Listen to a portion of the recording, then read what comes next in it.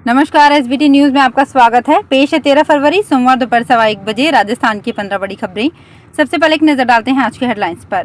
पाटिल का सस्पेंशन वापस लेने की मांग, राज्यसभा में हंगामा।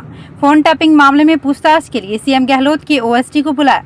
कांग्रेस के आरोपों पर बोले कानून मंत्री, संविधान से चलता है देश। डॉक्टरों की हड़ताल जारी, हेल्थ बिल में करेक्शन के लिए दिए 32 पेज के संशोधन। और रिटायर्ड डीजी नवदीप सिंह ने हवलदार को मारा थप्पड़। और अब खबरें विस्तार से।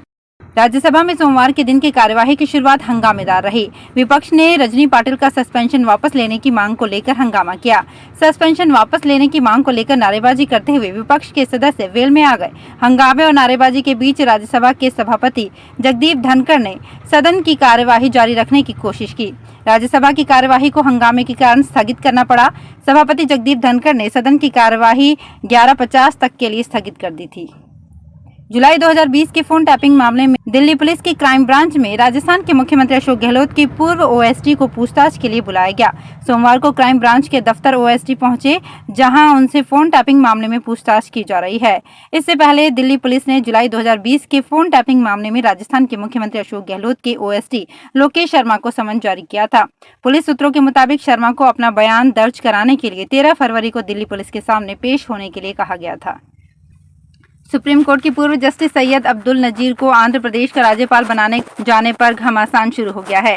कांग्रेस ने जस्टिस नजीर की नियुक्ति पर सवाल खड़े किए और पूछा कि न्यायिक व्यवस्था के लोगों को सरकारी पद क्यों दिए जा रहे हैं। पार्टी ने रविवार को कहा कि ये न्यायपालिका के लिए खतरा है।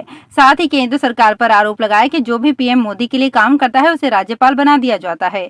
वहीं कानून मंत्री किरण रिजिजू ने कांग्रेस के आरोपों पर पलटवार किया। उन्होंने कहा कि भारत संविधान के नियमों के अनुसार चलता है।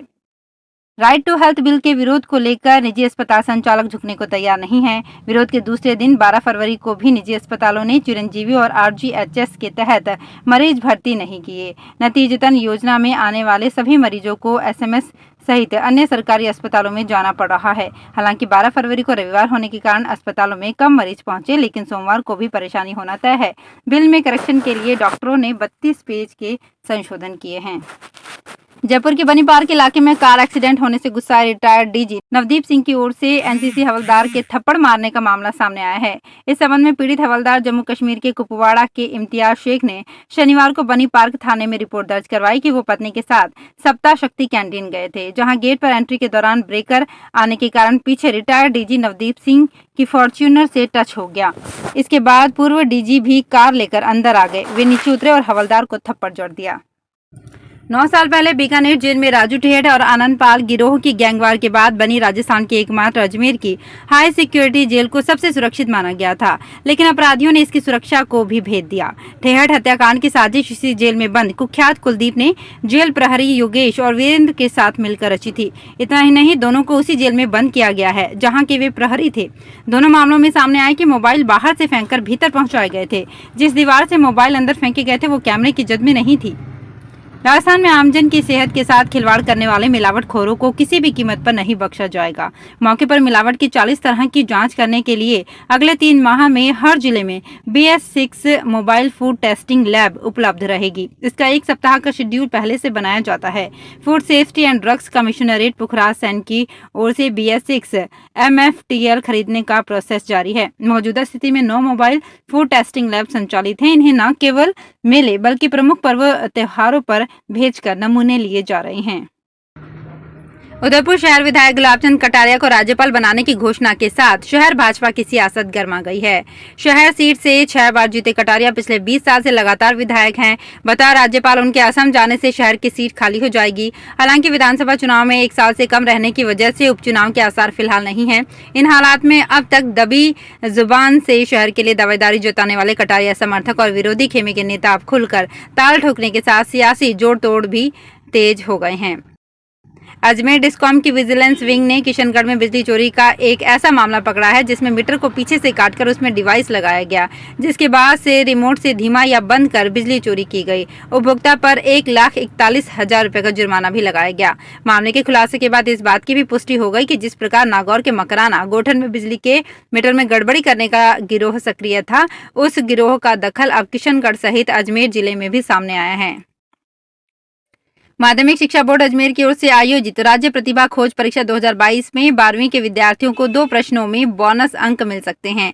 बोर्ड की ओर से जारी की गई इस परीक्षा की आंसर की में 12वीं वर्ग के 2 प्रश्नों में 2-2 उत्तर सही माने गए हैं। इस बारे में बोर्ड अंतिम निर्णय आंसर की पर मिलने वाली आपत्तियों के निस्तारण के बाद ही करेगा। बोर्ड ने 12वीं के प्रश्न संख्या 4 के आंसर में 1 और 2 विकल्प को सही माना है। वहीं 12वीं कॉमर्स प्रश्न 12 में 3 और 4 विकल्प को सही माना है। झालावाड़ नगर परिषद आयुक्त अशोक शर्मा ने रविवार रात को इंदिरा रसोई का निरीक्षण किया। उन्होंने झालावाड़ शहर में 5 इंदिरा रसोइयों को देखा। इसमें बस स्टैंड में स्थित इंदिरा रसोई रात 8 बजे ही बंद कर दिया गया था। इसमें केवल 95 टोकन ही कटे हुए थे। इस पर संस्था को नोटिस देने की कार्यवाही होगी। इसके बाद उन्होंने अस्पताल की रसोई का निरीक्षण किया। इसमें गंदगी मिली। इस पर उन्होंने वहां के मैनेजर को साफ सफाई रखने के निर्देश दिए। राजस्थान के कई जिले ऐसे हैं जहां ग्रामीण क्षेत्र में सरकारी स्कूलों के बच्चों के स्वास्थ्य की जांच परिवार आमतौर पर नहीं कराते। प्रतापगढ़ में पहल करते हुए यहां स्कूली बच्चों के अभिभावक के रूप में ये जिम्मेदारी कलेक्टर डॉक्टर इंद्रजीत यादव ने ली है।